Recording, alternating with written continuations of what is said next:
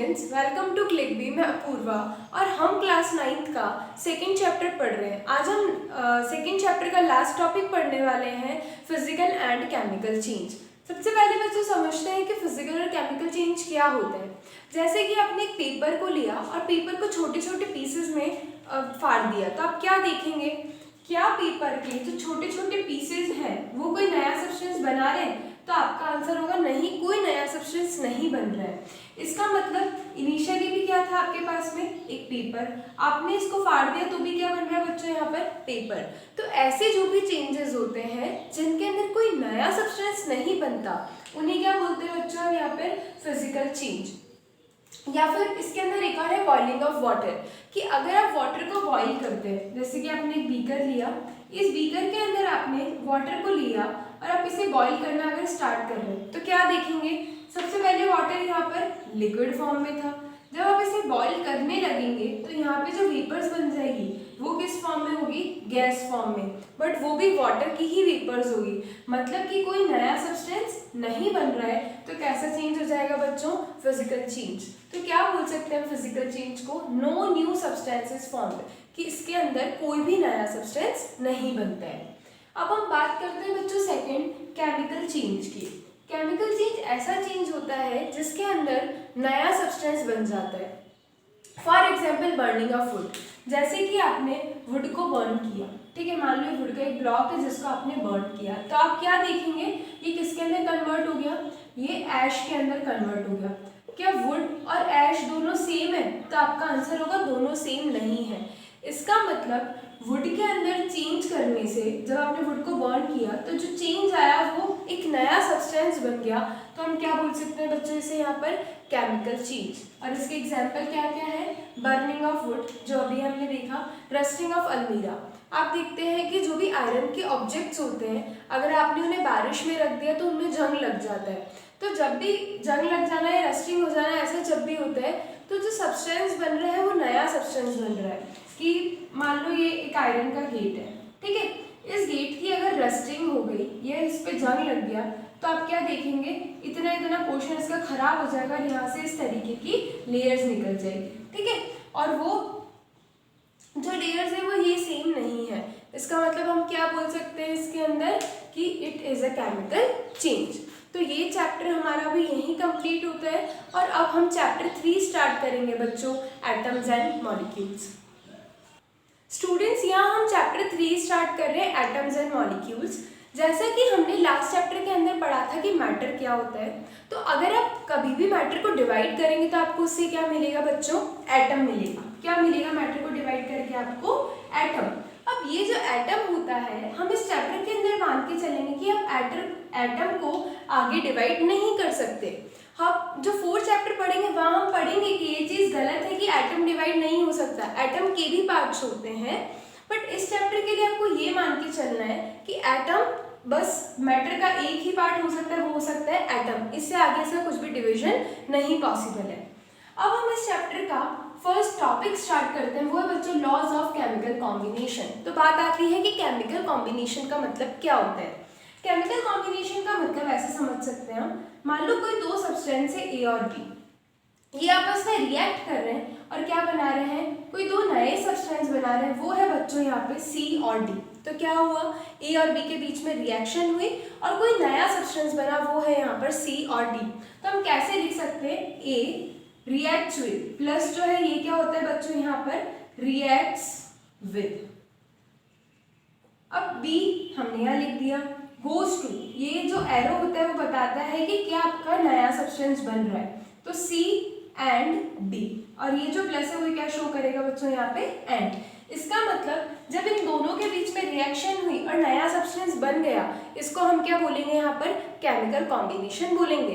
तो हमें देखना है कि जब भी कोई दो सब्सटेंस रिएक्ट करके कोई नया सब्सटेंस बनाते हैं, तो वो कुछ पर्टिकुलर रूल्स को फॉलो करते हैं, कुछ पर्टिकुलर लॉज होते हैं, वो हमेशा फॉलो होंगे और वही हमें यहाँ पर डिस्कस करने हैं। तो सबसे फर्स्ट लॉ है बच्चों, law of conservation of mass. Conservation का मतलब क्या होता है कि कुछ भी चीज़, सारी चीज़ एकदम सेम रह रही, जो इनिशियल थी वही फाइनल है, उसे हम क्या बोलते हैं बच्चों, कंजर्वेशन। तो तो यहाँ पर किसका कंजर्वेशन करवाना है, क्या लिखा है, मास का कंजर्वेशन। मतलब कि जब भी कोई केमिकल कॉम्बिनेशन, मतलब केमिकल कॉम्बिनेशन के अंदर हम देखेंगे कि मास हमेशा कंजर्व रहता है, मास हमेशा सेव रहता है, मास कभी भी चेंज नहीं होता। तो आइए देखते हैं कैसे ये जो स्टेटमेंट बोला है वो कैसे सही है। देखिए यहाँ पर एक एग्जाम्पल लिखा है, twice H2 plus O2 goes to H2O। तो हमें यहाँ पर क्या चेक करना है बच्चों, मास चेक करना है। अब यहाँ पर H2 और O2 को क्या बोलेंगे हम, रिएक्टेंट, क्योंकि दोनों रिएक्ट कर रहे हैं। और H2O जो यहाँ पे फाइनली फॉर्म हो गया, ये क्या बन जाएगा बच्चों, प्रोडक्ट बन जाएगा।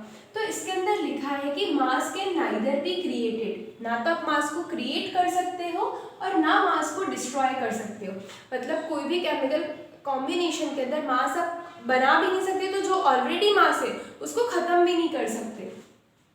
And the total mass of the reactant, मतलब इसका जो टोटल मास होगा that is equals to the total mass of the product, वो प्रोडक्ट के टोटल मास के इक्वल होगा। देखो कैसे, यहाँ पर हाइड्रोजन, एक हाइड्रोजन का मास होता है बच्चों 1, कितना होता है हाइड्रोजन का मास 1, और ऑक्सीजन का मास होता है बच्चों 16। ठीक है, ये आपको याद रखना है। तो देखो सबसे पहले यहाँ पर देखें हम कि यहाँ पर कितने हाइड्रोजन प्रेजेंट है। यहाँ पर ये जो 2 है, इस 2 से मल्टीप्लाई करेंगे तो 2 2 से कितने हो गए 4, मतलब 4 हाइड्रोजन प्रेजेंट है। एक हाइड्रोजन का मास आ रहा है बच्चों 1, तो 4 का कितना आएगा 4 × 1। ठीक है, अब यहाँ पे ऑक्सीजन देखें तो ऑक्सीजन कितने प्रेजेंट है, यहाँ पे केवल 2। हमें पता है कि एक ऑक्सीजन का मास 16 होता है, तो 2 का कितना होगा 16 + 16, ऐसे भी कर सकते हैं, या फिर 16 × 2 कर दिया, क्योंकि 2 एटम्स प्रेजेंट है। तो यहाँ पे टोटल कितना आ गया आपका, टोटल यहाँ पे बन जाएगा बच्चों, अगर इसका अपन देखें कि कितना मास आ रहा है यहाँ पे इसका, तो ये बनेगा आपका 4 + 16 2 32 इज इक्वल्स टू। बात आती है हाइड्रोजन, सबसे पहले वाटर की। तो वाटर का यहाँ पे मास देखेंगे तो देखो हाइड्रोजन का मास होता है आपका 1, तो कितने हाइड्रोजन प्रेजेंट है। जब भी यहाँ पे इस तरीके से कंपाउंड प्रेजेंट है तो आपको एक सर्कल बना देना है, ताकि आपको ध्यान रहे कि इस कंपाउंड का जो भी मास होगा उसको किससे मल्टीप्लाई कर देंगे, हम यहाँ पे 2 से मल्टीप्लाई कर देंगे। ऐसा नहीं करना है कि पहले हाइड्रोजन के मास को 2 से मल्टीप्लाई कर रहे हैं, फिर ऑक्सीजन के मास को 2 से मल्टीप्लाई कर रहे हैं, नहीं। कैसे करेंगे, हाइड्रोजन, एक हाइड्रोजन का मास कितना होता है 1, तो 1 कितने हाइड्रोजन प्रेजेंट है टोटल 2, तो इनटू क्या कर देंगे बच्चों 2 कर देंगे, प्लस ऑक्सीजन का मास कितना होता है 16, तो प्लस क्या कर दिया 16। पूरा जो इसका मास होगा वो किससे मल्टीप्लाई हो जाएगा 2 से, तो इसके आगे क्या लिख दिया हमने यहाँ पर 2 लिख दिया। आइए अब यहाँ पर सॉल्व करते हैं। देखो 2 एज इट इज रहेगा, 1 × 2 2 + 16, ठीक है। तो यहाँ पर कितना बन गया हमारा 16 + 2 18, और 18 × 2 कितना होता है बच्चों 36, तो इधर आ जाएगा आपका 36। यहाँ पर देखेंगे तो 32 + 4 भी कितना हो जाएगा 36। तो क्या 36 और 36 ग्राम इक्वल है, तो आपका आंसर होगा यस इक्वल है। इसका मतलब क्या बोल सकते हैं हम कि कोई भी केमिकल कॉम्बिनेशन के अंदर ना तो मास आप खुद से बना सकते हो, ना मास खुद से खत्म कर सकते हो। उसके अंदर रिएक्टेंट जो होंगे उनका जितना मास होगा उतना ही मास किसका होगा बच्चों, प्रोडक्ट का भी मास होगा। अब हम यहाँ पर एक और एग्जाम्पल देखते हैं। देखो यहाँ पर जो कार्बन है, कार्बन का मास आप यहाँ लिख सकते हैं। कार्बन का मास होता है बच्चों 12, कितना होता है कार्बन का मास 12 होता है। तो देखते हैं इसके अंदर कैसे होगा। सबसे पहले कार्बन कितना प्रेजेंट है 1, तो कितना लिख सकती हूँ मैं यहाँ पर 12 लिख सकती हूँ। बात आती है ऑक्सीजन की, तो अभी देखा था एक ऑक्सीजन का मास कितना होता है 16, यहाँ कितने ऑक्सीजन प्रेजेंट है बच्चों 2 ऑक्सीजन, तो क्या लिख सकते हैं हम यहाँ पे +2 × 16, ठीक है। यहाँ आगे कुछ लिखा है, कुछ भी नहीं लिखा है, तो क्या करेंगे इस कंपाउंड के अंदर इन दोनों के मासेस को ऐड कर देंगे। जब ऐड करेंगे तो कार्बन का मास होता है 12, ऑक्सीजन का क्या हो जाएगा 16 2 32, ठीक है। तो देखो क्या बन जाएगा, यहाँ पे वापस से सॉल्व करते हैं यहाँ पर, तो 12 + 16 2 32। अगर इसका देखेंगे तो यहाँ पर सम आ जाएगा आपका 44, तो इधर भी 44 और इधर भी 44। क्या दोनों मासेस इक्वल है क्या, तो आपका आंसर होगा यस, दोनों मासेस इक्वल है। इसका मतलब अगर कोई भी केमिकल कॉम्बिनेशन हो रहा है तो उसके अंदर मास हमेशा क्या रहेगा, कंजर्व रहेगा।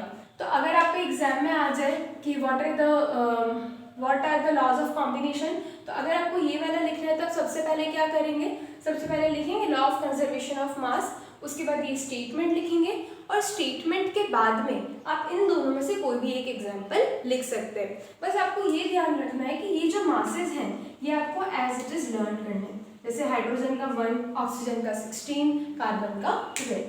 अब इसके बाद बच्चों हम यहाँ पर सेकेंड लॉ के बारे में डिस्कस करते हैं, वो है लॉ ऑफ कांस्टेंट प्रपोर्शन। क्या है ये लॉ, देखते हैं। इस लॉ में होता है कि अगर कोई केमिकल सब्सटेंस है, ठीक है, मतलब केमिकल सब्सटेंस अपन यहाँ पर कंपाउंड भी बोल सकते हैं, तो कोई भी कंपाउंड है तो वहाँ पे कंपाउंड के अंदर जो एलिमेंट्स होंगे, एलिमेंट्स कैसे, जैसे कार्बन डाइऑक्साइड की बात करूँ तो इसमें कौन कौन सा एलिमेंट प्रेजेंट है, कार्बन और ऑक्सीजन। H2O की बात करूँ तो यहाँ क्या क्या प्रेजेंट है, यहाँ प्रेजेंट है बच्चों आपके हाइड्रोजन और oxygen are always present in a definite ratio of mass. जो भी इनके मास का रेशियो होगा उसी में ही प्रेजेंट होंगे। देखिए कैसे, जैसे कि मैं बात करती हूँ कार्बन डाइऑक्साइड की, तो कार्बन का मास कितना होता है बच्चों 12, एक ऑक्सीजन का कितना होता है 16, तो यहाँ पे क्या लिखा है O2, मतलब 16 इंटू 2 कितना हो जाएगा 32। अरे समझ में कैसे लिख रहे हैं अपन इसको, तो देखो कैसे, अब इसको हम सिंपलेस्ट रेशियो में कन्वर्ट करेंगे तो सिंपलेस्ट रेशियो में ये तो आ जाएगा 3 टाइम्स और ये आ जाएगा 8 टाइम्स। इसका मतलब आप पूरी दुनिया में से कहीं से भी कार्बन डाइऑक्साइड लेके आ जाओ, हमेशा जो उसके एलिमेंट्स होंगे वो मास की इसी रेशियो में कंबाइन होंगे। और क्या रेशियो होगा वो बच्चों 3:8। अब एक और एग्जांपल लेते हैं, एक और एग्जांपल है बच्चों हमारा यहाँ पे H2O। H2O जो है इसके अंदर हम क्या देखेंगे, कौन कौन से एलिमेंट प्रेजेंट है बच्चों, हाइड्रोजन और ऑक्सीजन। हाइड्रोजन का मास कितना होता है 1, ऑक्सीजन का कितना होता है 16। तो देखो हाइड्रोजन कितने प्रेजेंट है 2, एक हाइड्रोजन का 1 होता है तो 2 का कितना हो जाएगा 1 इंटू 2 हो जाएगा। और ऑक्सीजन के मास की बात करें तो कितना होता है ऑक्सीजन का मास 16। तो हम देखेंगे कि ये इनके एलिमेंट के मास रेशियो में कंबाइन होगा, तो इसका सिंपलेस्ट रेशियो क्या बन जाएगा बच्चों यहाँ पे 1:8। इसका मतलब आप कहीं से भी वाटर लेके आओ, वो चाहे फिर रिवर वाटर हो, पॉन्ड वाटर हो या फिर टैप वाटर हो, हमेशा हाइड्रोजन और ऑक्सीजन का जो रेशियो होगा वो हमेशा क्या होगा यहाँ पर 1:8 होगा।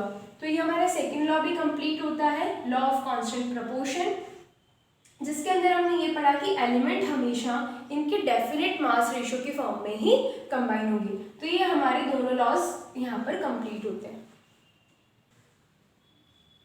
स्टूडेंट्स यहाँ अब हम डिस्कस करेंगे डाल्टन्स एटॉमिक थियरी।